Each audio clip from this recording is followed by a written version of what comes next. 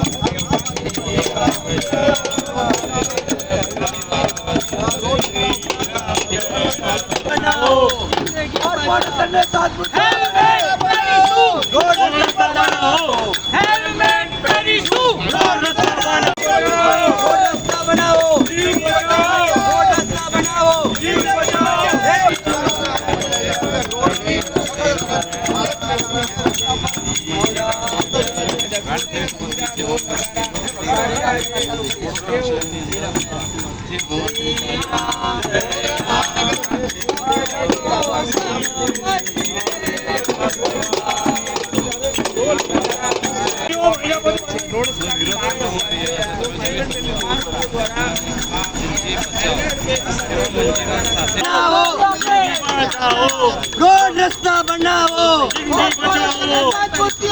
Road रस्ता बनाओ।